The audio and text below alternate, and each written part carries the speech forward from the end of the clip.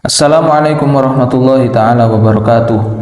Pemirsa channel YouTube MZT Malang Raya yang dirahmati Allah Subhanahu wa taala, melanjutkan kajian kita di dalam kitab Ar-Risalah Al-Jami'ah setelah kita membahas tentang syarat-syarat wajib dan juga syarat sah salat di pertemuan sebelumnya. Maka kali ini kita akan membahas tentang fardu-fardunya salat, yaitu hal-hal yang wajib untuk disebutkan, yang wajib untuk dilakukan ketika kita melaksanakan sholat, atau yang bisa kita sebut pula dengan arkanus sholat, yaitu rukun-rukunnya sholat. Perlu diketahui bahwasanya di dalam sholat ini adalah sebuah aqwalun wa af'al, yaitu ada bacaan dan juga ada sebuah gerakan. Muftatahatun bitakbir wa muhtatamatun bitaslim, yang diawali dengan takbiratul ihram. Dengan takbiratul ihram seseorang ini masuk ke dalam sholat dan diakhiri dengan salam, yaitu dengan mengucapkan assalamualaikum. Maka dengan itu pula berakhirlah sholat yang dilakukannya. Maka oleh karena itu pada kesempatan kali ini kita akan membahas tentang fardu-fardunya sholat. Maka fardu-fardunya sholat ini dikategorikan, ada kalanya rukun yang sifatnya ini adalah rukun kolbi, yaitu rukun yang ada di dalam hati, yaitu adalah niat. Ada kalanya rukun qauli, yaitu rukun yang wajib dan harus untuk diucapkan. Wajib dan harus untuk diucapkan sekiranya dia orang yang mengucapkan ini mendengarkannya, yaitu adalah takbiratul ihram, membaca Fatihah, tasyahud akhir, dan sholawat kepada Rasulullah SAW di tasyahud akhir, dan juga salam. Ini adalah 5 rukun yang wajib untuk diucapkan. Tidak cukup kita hanya menggerakkan mulut kita tanpa kita mengeluarkan suara. Kemudian rukun selanjutnya adalah rukun fi'li, yaitu rukun yang cukup kita untuk menggerakkan tubuh kita di dalam melakukan sholat. Dan adapun untuk wirid-wirid atau bacaan-bacaan yang warid yang datang dari Rasulullah SAW, di sini hukumnya adalah sunnah, yaitu al-qiyam, berdiri bagi orang yang mampu di dalam sholat fardu, ruku, kemudian i'tidal, sujud, duduk di antara 2 sujud, dan juga duduk di tasyahud akhir. Ini adalah rukun-rukun fi'li, yaitu rukun yang wajib untuk kita lakukan untuk ke sebuah gerakan. Adapun rukun al-i'tibariyah, yaitu rukun yang mana di sini para ulama pun mengkategorikan tumakninah ini termasuk daripada rukun, yaitu akan tetapi tidak ada bentuknya di dalam hal-hal di dalam rukun-rukun fi'li ini kesemuanya disyaratkan untuk tumakninah di dalamnya. Ada kalanya rukun maknawi, yaitu rukun yang harus ada, yaitu adalah at-tartib. Oleh karena itu akan kita awali dengan perkataan musannif mengatakan furudus sholati, fardu-fardunya sholat, yaitu hal-hal yang harus dilakukan ketika kita melaksanakan sholat. Yang pertama adalah an-niyah, yaitu karena sholat ini termasuk daripada af'al, termasuk daripada amal, berlandaskan dengan innamal a'malu binniyat. Hanya saja semua perkara ini tergantung dengan apa yang dia niatkan. Maka niat wa mahallun niyah al-qalb, tempat daripada niat itu adalah di dalam hati. Di sini sholat dibagi menjadi 3. Niat, kategori niat di dalam sholat dibagi menjadi 3. Ada kalanya apabila sholat tersebut hukumnya adalah fardu, hukumnya adalah wajib, maka yang diwajibkan di situ adalah qasdul fi'li, yaitu dia mengucapkan usolli. Kemudian wal qasdul fi'li wa ta'yin, dan mentakyin sholat apa yang dia lakukan, dan juga fardiyah, ada kata-kata fardu. Misalkan seseorang akan melaksanakan sholat zuhur, maka minimal daripada niat yang dia ucapkan, niat yang dia niatkan di dalam hatinya adalah usolli fardhu zuhri saja. Usolli fardhu zuhri. Ada kalanya ketika sholat tersebut ini adalah sholat yang sunnah muakkad, atau sholat sunnah. Kalau sholat sunnah karoti batin audati sababin, yaitu sholat sunnah yang sifatnya ini rawatib, atau sholat yang ada sebabnya, seperti sholat kusuf atau sholat khusuf, sholat duha, sholat tarawih, sholat witir, ataupun sholat iden. Maka di sini cukup dia mengucapkan kalimat ushollil id, atau usolli Idul Fitri atau usolli Idul Adha atau usallil kusuf. Tidak perlu dia mengucapkan sunnatan lillahi ta'ala, itu hukumnya adalah sunnah. Ada kalanya ketika sholat sunnah tersebut sholat sunnah mutlak, maka cukup bagi dia untuk qasdul fi'li saja, yaitu usolli, itu saja. Adapun niat yang sering kali kita pelajari, yaitu usolli fardhu dhuhri arba'a raka'atin mustaqbilal kiblati adaan ma'muman atau imaman lillahi ta'ala, kesemuanya ini hukumnya adalah sunnah, kecuali bagi si makmum ini wajib ketika dia menjadi makmum dan ketika dia ini ingin mengikuti gerakan sholat imam, maka wajib bagi dia untuk mengatakan makmuman. Makmuman ini terkhusus bagi si makmum, yaitu usolli fardhu dhuhri. Adapun mengucapkan jumlah rakaat di sini hukumnya adalah sunnah. Kemudian selanjutnya wa takbiratul ihram, dan takbiratul ihram mengucapkan kalimat Allahu Akbar. Ini dengan takbir inilah dia berniat di dalam hatinya, hatinya ini berniat, kemudian mulutnya ini mengucapkan takbiratul ihram. Takbiratul ihram.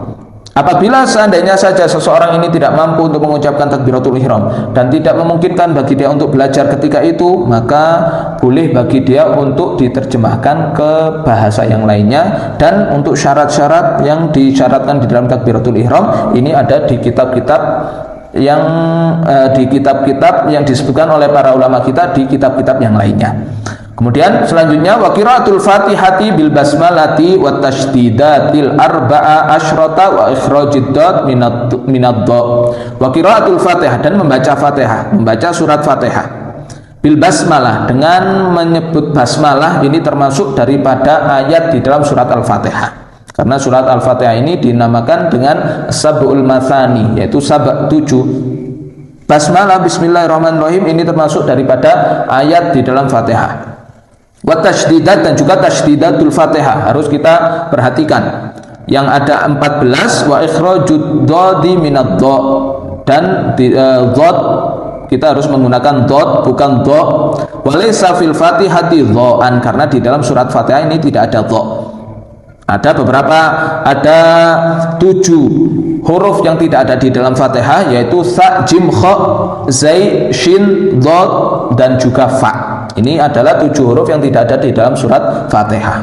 Wajib kita untuk mempelajari surat Fatihah, makharijul hurufnya, cara baca dengan baik dan benar makharijul hurufnya ataupun tajwidnya. Ini adalah sesuatu yang wajib untuk kita pelajari. Kemudian selanjutnya, rukun selanjutnya adalah ar-ruku', yaitu seseorang melaksanakan ruku'. Aqallur ruku', minimalnya ruku' adalah seseorang ini menundukkan badannya dengan sekiranya tangannya ini sampai menyentuh lututnya. Ini adalah minimalnya. Adapun kesempurnanya, yaitu ketika seseorang ini meletakkan tangan di lututnya, kemudian antara punggung dan pinggulnya ini membentuk 90 derajat, yaitu tegak dan lurus. Ini adalah sempurnanya di dalam rukuk, dan juga syarat-syarat rukuk ini ada di kitab-kitab yang lebih tinggi daripada ini.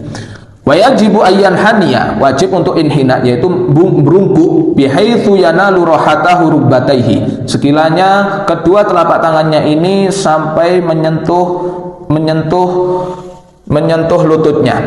Wa yatma'inna fihi wujuban, dan wajib untuk tumakninah hatta taskuna a'dha'uhu, sehingga anggota badannya ini diam sekira bacaan subhanallah. Karena di dalam rukun fi'li di sini di dalam kesemuanya diwajibkan untuk tumakninah. Kemudian setelah ruku adalah al-i'tidal, yaitu i'tidal ini adalah kembalinya seorang yang ruku ke keadaan sebelum dia melaksanakan ruku. Wa tatma'innu fihi wujuban, dan wajib untuk tumakninah juga. Tsumma sujudu marratain, kemudian sujud sebanyak 2 kali. Dan juga di dalam sujud ini ada beberapa syaratnya. Ada beberapa syarat, salah satunya hendaknya dia ini sujud ataupun rukuk tanpa ada unsur niat yang lainnya kecuali rukuk ataupun sujud. Kemudian di dalam sujud harus dia sujud di 7 anggota badan, yaitu di jabhah, di di batuknya ataupun di atas kedua telapak tangan, kemudian di lututnya, kedua lututnya, dan juga yang perlu diperhatikan adalah di batin asabi'ir rijlain, yaitu dia sujud di atas dalam daripada jari-jari yang ada di kaki. Ini sujud di atas 7 tempat ini. Dan juga irtifa wasafilihi ala a'alihi, yaitu asafilnya, pantatnya ini harus lebih tinggi daripada kepalanya, dan juga syarat-syarat yang lainnya. Tsumma sujudu marratain, kemudian sujud sebanyak 2 kali, wal julusu baina sajdataini wa yatma'innu wujuban fil kul, kemudian duduk di antara 2 sujud dan juga wajib untuk tumaknina di dalam semuanya itu. Wa yaf'alu baqi rakaat kadzalik, kemudian melaksanakan rakaat-rakaat yang lainnya itu sebagaimana sebagaimana yang telah disebutkan. Wa tasyahudul awwal wa qu'uduhu sunnah. Adapun tasyahud awal dan juga duduk di tasyahud awal di sini hukumnya adalah sunnah, yaitu termasuk daripada ab'adu shalah, yang mana ketika seseorang ini meninggalkan tasyahud awal, maka hendaknya dia melaksanakan sujud sahwi sebagai jaber atau sebagai penembel. Wa tasyahudul akhir wal julus fihi fardun, sedangkan untuk tasyahud akhir dan duduk di dalam tasyahud akhir hukumnya adalah wajib, termasuk daripada fardu-fardunya salat. Wassalatu ala nabi ba'da tasyahudil akhir fardun, dan salawat kepada Rasulullah setelah tasyahud, yaitu Allahumma sholli ala sayyidina Muhammad, ataupun kita membaca sholawat Ibrahimiyah, di sini hukumnya adalah fardu, yaitu nanti akan disebutkan berapa kadar minimnya seseorang bersolawat. Wassalamu minas sholati fardun, dan juga salam yang pertama ini hukumnya adalah wajib juga. Wa aqalluhu assalamu alaikum, minimal daripada salam itu adalah assalamu alaikum, mim daripada kum, ini adalah minimalnya. Adapun sunnah untuk kita tambahi dengan assalamu alaikum warahmatullah.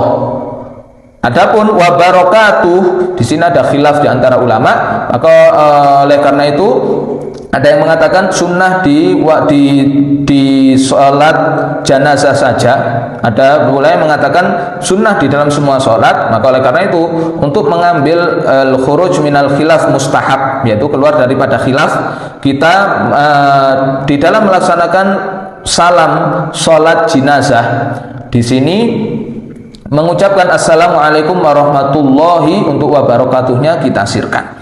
Wa aqallu tasyahudi, dan minimalnya tasyahud adalah at-tahiyatu lillah, assalamu alayka ayyuhan nabiyyu wa rahmatullahi wa barakatuh, assalamu alayna wa ala ibadillahi sholihin, asyhadu an la ilaha illallah wa anna muhammadan abduhu wa rasuluh. Ini adalah minimalnya tasyahud akhir.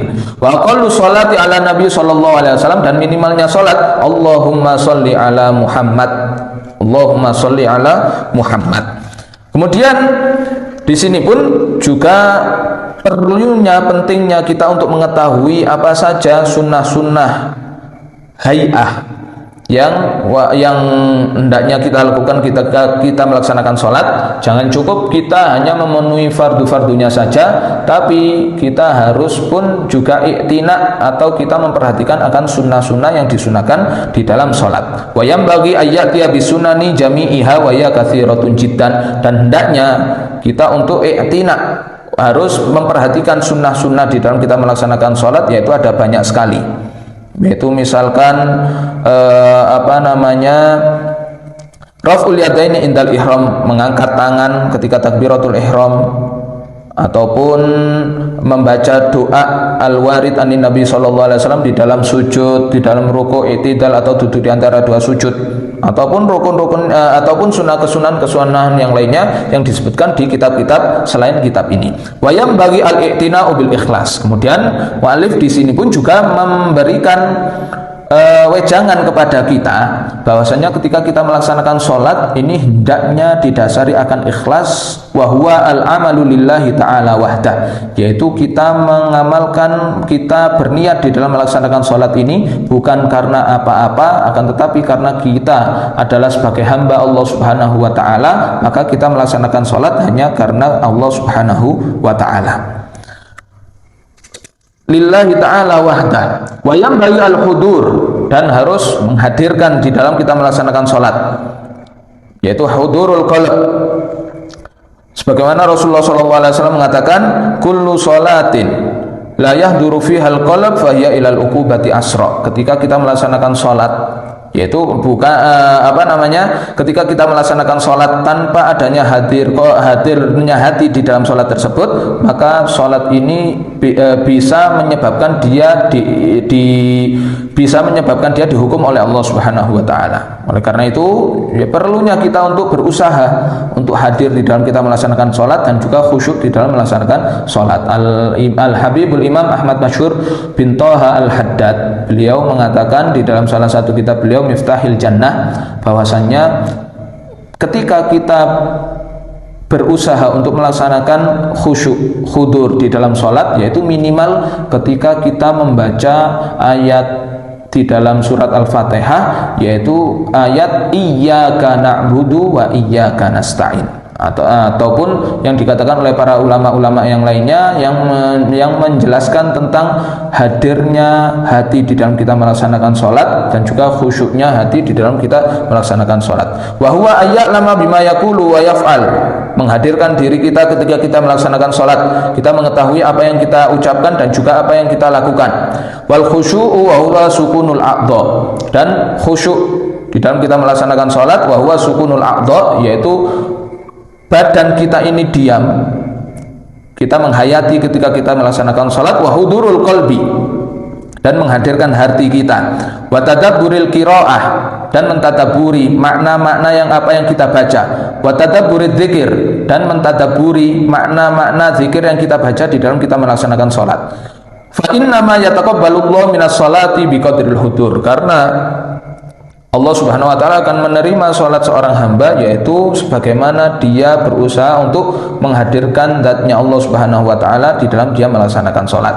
Tapi adapun khusyuk dan hudur ini adalah sesuatu yang sifatnya maknawi, yaitu tidak yang sifatnya kasat mata, tidak bisa terlihat oleh mata, akan tetapi hendaknya dan wajib bagi kita untuk tetap berusaha untuk khudur dan khusyuk di dalam melaksanakan sholat, agar supaya untuk menunjang diterimanya amal ibadah yang kita lakukan. Wa yahrumu riya'u fi sholati wa ghairihi, dan haram untuk seseorang ini riya, yaitu al-amal li ghairillah, dia melakukan amal perbuatan tapi tanpa didasari ikhlas karena Allah Subhanahu wa taala, yaitu melakukan amal perbuatan tujuannya adalah agar supaya disanjung oleh orang, maka di sini hukumnya adalah haram, karena ini termasuk daripada asyirkun khafi, yaitu menyekutukan Allah Subhanahu wa taala. Wa huwa al-amalu li ajlin nas, riya itu adalah melakukan amal ibadah tapi karena manusia, karena agar supaya disanjung oleh manusia. Kemudian wa yabtulu sholatu wa yubtilu sholata wa yubtilu sholata, dan sesuatu yang membatalkan sholat adalah al-kalamu amdan walau biharfain, mengucapkan ucapan kalimat selain fi maslahati sholat, walaupun hanya dengan 2 huruf saja. Wa nasyan in kathura, itu ketika dia ini sengaja, ataupun ketika dia ini tidak sengaja, apabila banyak, maka di sini pun juga bisa membatalkan sholat.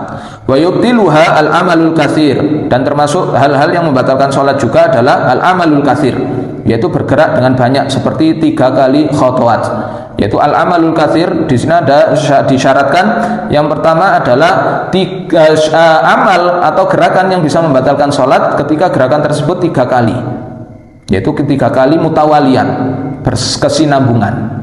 Kemudian dengan udhun sakil, anggota badan yang besar seperti kepala atau tangan, keluar daripada perkata ini itu adalah udhun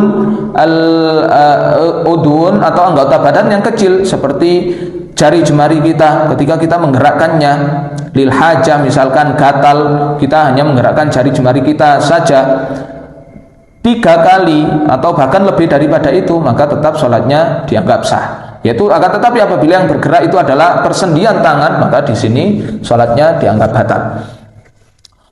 Dengan niat, dengan hajat ataupun dengan niat sesuatu yang mubah. Akan tetapi ketika dia berniat di dalam menggerakkan tangannya ini niatnya adalah li'ib, yaitu dia hanya iseng atau dia hanya bermain dengan dia menggerakkan jari jemarinya, maka di sini bisa membatalkan sholat tersebut. Wal aklu wasyurbu, dan makan, minum, wal inkishaful aurah illam tustarhalan, dan membuka aurat apabila tidak bersegera untuk ditutup.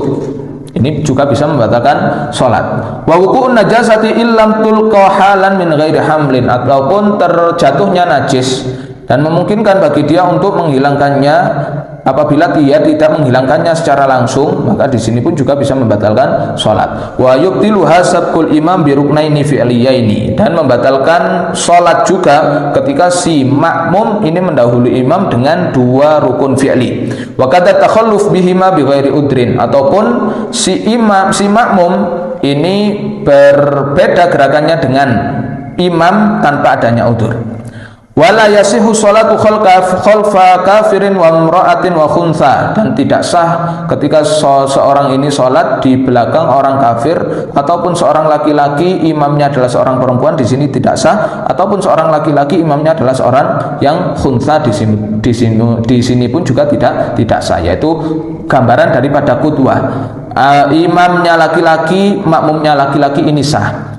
Imamnya laki-laki, makmumnya perempuan ini sah. Imamnya perempuan, makmumnya perempuan pun di sini juga sah. Imamnya khuntha, makmumnya laki-laki tidak sah. Imamnya khuntha, makmumnya perempuan tetap dianggap sah.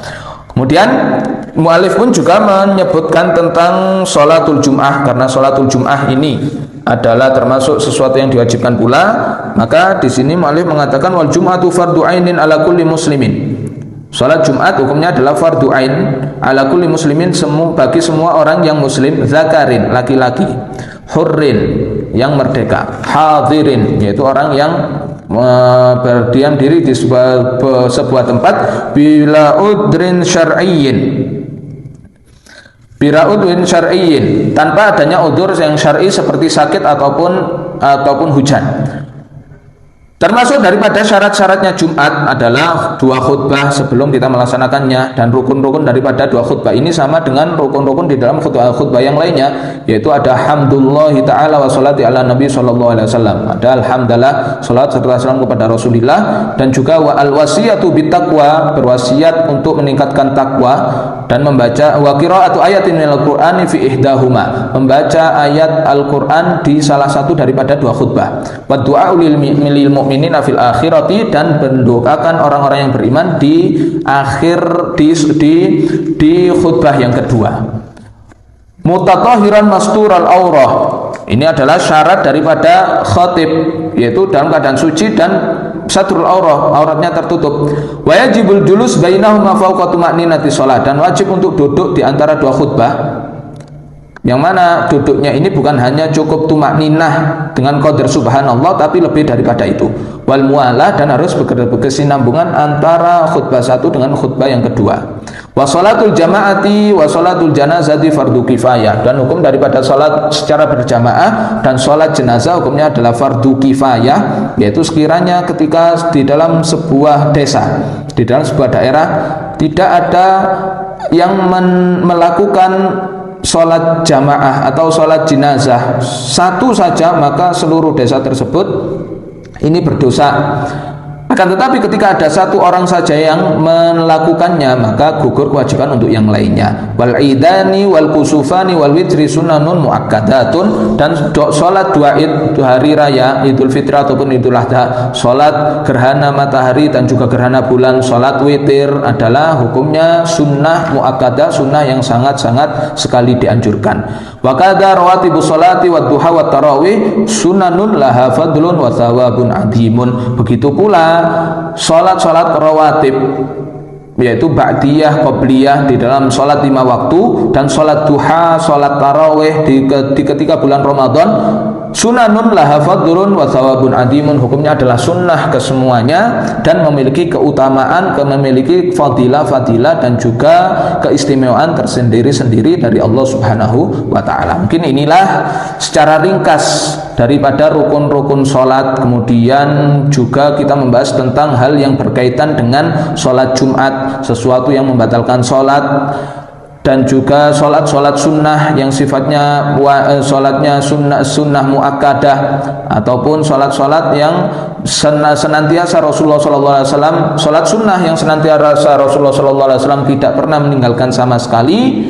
Mudah-mudahan apa yang kita sampaikan ini dari hal-hal yang berkaitan dengan sholat ataupun sesuatu yang membatalkan sholat dan apapun yang kita bahas di dalam video ini bisa menjadi ilmu yang barokah dan manfaat bagi kita semua. Amin ya rabbal alamin. Wallahul musta'an wa la katuklan. Wassalamualaikum warahmatullahi taala wabarakatuh.